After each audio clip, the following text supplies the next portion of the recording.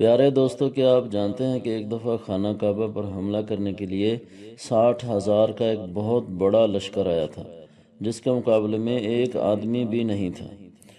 اور پھر اس لشکر کے ساتھ کیا ہوا یہ تو آپ سب لوگ جانتے ہوں گے، لیکن ایک ایسا واقعہ بھی رونما ہوا جو آپ میں اکثر لوگوں کے علم میں شاید نہ ہو۔ تو آئیے آج ہم آپ کو اس کے بارے میں تفصیل سے بتاتے ہیں۔ حبشہ کے بادشاہ نجاشی کی طرف سے ابرا صبا نامی ایک حبشی شخص یمن کا گورنر تھا۔ اس نے جب دیکھا کہ مکہ مکرمہ میں حج کرنے کے لیے لوگ جاتے ہیں اور کعبۃ اللہ کا طواف بھی کرتے ہیں، تو اس نے سوچا کہ کیوں نہ عیسائی مذہب کی بھی ایک ایسی ہی عمارت ہو جس کا کہ لوگ طواف کیا کریں۔ چنانچہ اس نے یمن کے دارالحکومت صنعاء میں ایک عالی شان گرجا گھر بنوایا اور لوگوں کو اس کے طواف کی دعوت دینے لگا۔ جب یہ خبر مکہ میں پہنچی تو بنو کنانا کے ایک شخص نے وہاں جا کر اس گرجا گھر میں پاخانہ کر دیا۔ یہ صورتحال دیکھ کر ابرہہ طیش میں آ گیا اور اس نے مکہ پر چڑھائی کر کے کعبۃ اللہ کو گرانے کا ناپاک منصوبہ بنا لیا۔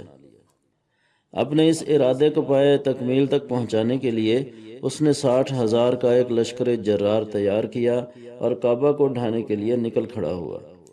اس نے اپنے لیے ایک زبردست ہاتھی بھی منتخب کیا۔ لشکر میں کل 9 یا 13 ہاتھی تھے۔ ابرا یمن سے نکل کر مغمس پہنچا اور وہاں سے مکے میں داخلے کے لیے چل پڑا۔ راستے میں ایک چراگاہ میں چرنے والے اونٹوں کو اس نے اپنے قبضے میں لے لیا، جن میں 200 اونٹ ہمارے نبی صلی اللہ علیہ وسلم کے دادا جناب عبد المطلب کے بھی تھے۔ کعبۃ اللہ کا انتظام اور نگرانی بھی اس وقت جناب عبد المطلب کے پاس تھی۔ حضرت عبد المطلب ابرہہ کے پاس گئے۔ ان کی ہیبت اور رعب دیکھ کر ابرہہ اپنے تخت سے نیچے اتر کر ان کے ساتھ آ کر بیٹھا۔ جب جناب عبد المطلب نے اپنے اونٹوں کا مطالبہ کیا تو ابرہہ نے بڑے تعجب سے کہا کہ مجھے لگا تھا کہ آپ کعبے کو بچانے کی بات کریں گے، لیکن آپ کو تو کعبے سے زیادہ اپنے اونٹوں کی فکر ہے۔ تو جناب عبد المطلب نے جواب دیا کہ اونٹوں کا مالک میں ہوں، لہٰذا میں نے ان کا مطالبہ کیا ہے۔ کعبے کا مالک کوئی اور ہے اور وہ اپنے گھر کی حفاظت خود کرے گا۔ یہ کہنے کے بعد حضرت عبد المطلب اپنے اونٹ لے کر واپس آ گئے اور اہل مکہ کو کہا کہ وہ پہاڑوں پر چڑھ جائیں اور خود اللہ کی بارگاہ میں دعائیں اور مناجات کرنا شروع کر دیں۔ ادھر ابرہہ جب مینا اور مزدلفہ کے درمیان وادی محصر میں پہنچا تو اس کا ہاتھی وہاں بیٹھ گیا۔ ہاتھی کا رخ کعبے کے علاوہ کسی بھی اور سمت میں کیا جاتا تو وہ اٹھ کر بھاگنے لگتا، لیکن جب کعبے کی طرف منہ کیا جاتا تو وہ کسی صورت آگے نہ بڑھتا۔ اسی دوران اللہ نے آسمان سے پرندوں کا ایک غول بھیجا جن کے پنجوں اور چونچ میں کنکریاں تھیں۔ وہ کنکریاں پرندوں نے لشکر پر پھینکنا شروع کر دیں تو وہ کنکری جس کسی کو بھی لگتی وہ اس کو چیرتی ہوئی گزر جاتی۔ چنانچہ لشکر میں ایک ایسی بگدڑ مچی کہ وہ ایک دوسرے کو روندتے اور کچلتے ہوئے بھاگنے لگے۔ ادھر ابرہہ پر اللہ نے ایک ایسی آفت بھیجی جس سے اس کے انگلیوں کے پور جھڑنے لگے اور وہ واپس یمن کی طرف بھاگا۔ یمن پہنچ کر وہ چوزے کی طرح ہو گیا، پھر اس کا سینہ پھٹ گیا اور کعبے کو گرانے کا ناپاک منصوبہ لے کر آنے والا خود واصل جہنم ہو گیا۔ یہ واقعہ ہمارے پیارے نبی حضرت محمد مصطفیٰ صلی اللہ علیہ وسلم کی پیدائش سے 50 یا 55 دن پہلے پیش آیا، اور اسی واقعے سے متعلق اللہ تعالیٰ نے قرآن مجید میں ایک سورت نازل فرمائی جس کا نام سورۃ الفیل ہے۔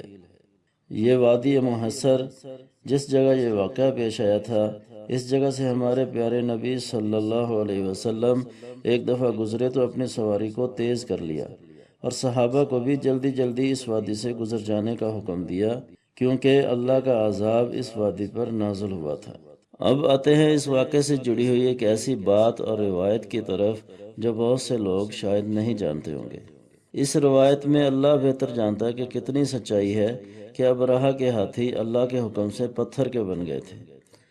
پتھر کے بنے ہوئے یہ ہاتھی آج بھی عرفات سے مینا اور مزدلفہ جاتے ہوئے راستے میں ایک طرف بنے ہوئے آپ کو ملیں گے۔ اس کے بارے میں عام طور پر لوگوں کو پتہ نہیں ہے۔ آپ نے اگر ان کو دیکھنا ہے تو خصوصی طور پر ٹیکسی والے کو بتا کر ادھر جانا پڑے گا۔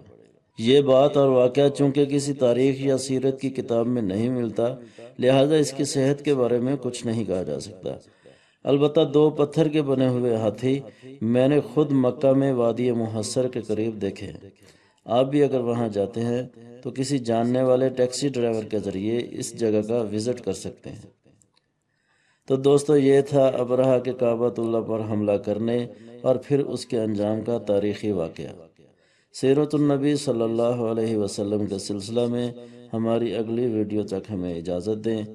السلام علیکم ورحمۃ اللہ وبرکاتہ۔